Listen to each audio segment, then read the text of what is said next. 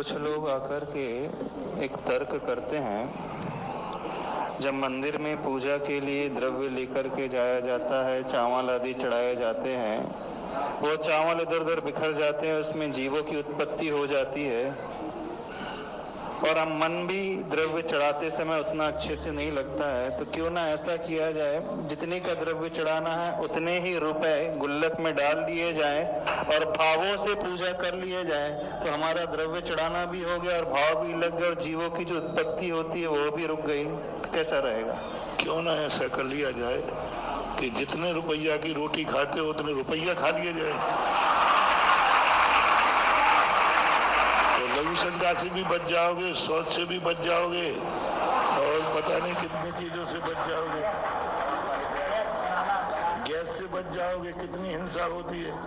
नहीं, वो तो हमें श्रावक को तो अपना पेट भरना है, लेकिन वहाँ पर पूजा करने का उद्देश्य है।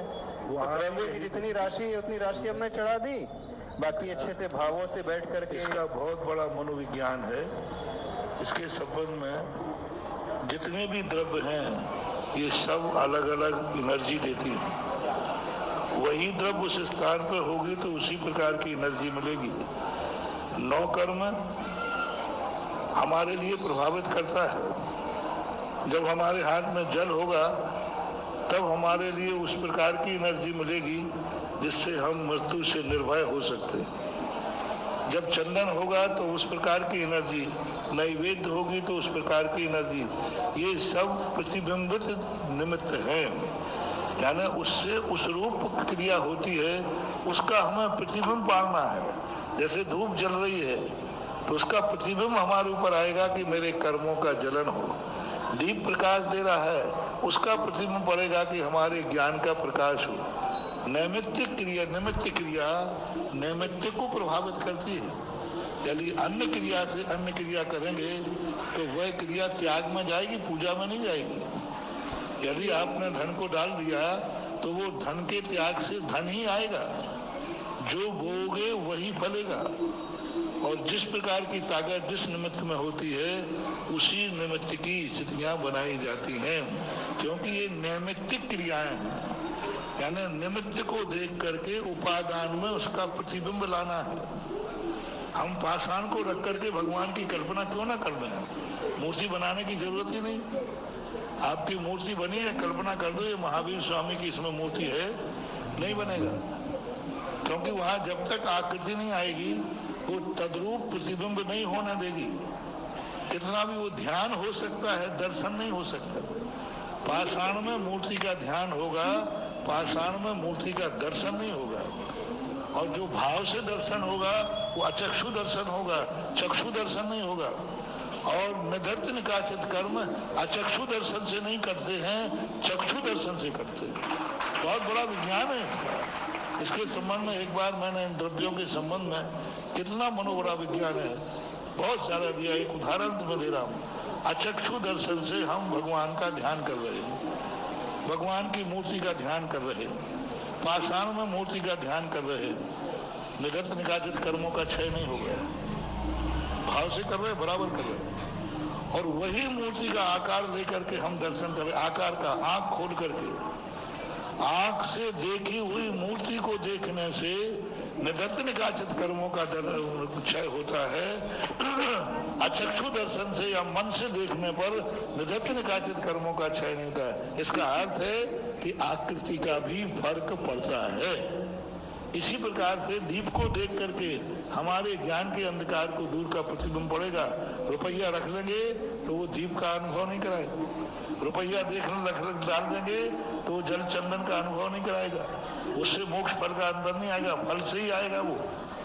तो ये सब नैमित्तिक चीजें हैं। अभी चाइना में एक बहुत वर्ष पहले, 15-20 वर्ष पहले एक गोष्ठी हुई थी, बहुत बड़ा, कि भारतीय लोग पूजा में चावलों का ही प्रयोग क्यों करते हैं। उन्होंने बहुत बड़ी खोज की कि यदि आध घंटे व्यक्ति अपने सामने चावल रख लेता है तो उन चावलों में इतनी ताकत होती है 24 घंटे तक उस व्यक्ति को कोई नकारात्मक शक्ति का उपयोग नहीं होगा। मात्र ताकत चावल में है, गेहूं में नहीं है, दाल में नहीं है, चने में नहीं है। मात्र ताकत उन्होंने प्रतिबिंब ताकत यानी अटैक की ताकत को रोकने की शक्ति चावल में ही होती है। इसलिए भारतीय लोग हर पूजा में कहीं ना कहीं चावल का प्रयोग करते हैं। खाते समय उन्होंने कहा कि चावल का अंत में क्यों खाते हैं, उसका रीजन बताया कि अंत में यदि उसके पास चावल है तो भोजन का खाया हुआ नकारात्मक तत्व वो चावल समाप्त कर देता है। तो ये नैमित्तिक क्रियाएं हैं। नैमित्तिक क्रिया जिस निमित्त से है उसी निमित्त को देख के, जैसे आपने कहा ना अभी, पिता को देख के पिता का भाव आएगा, बेटे को देखकर बेटे के भाव। क्यों, ऐसा क्यों?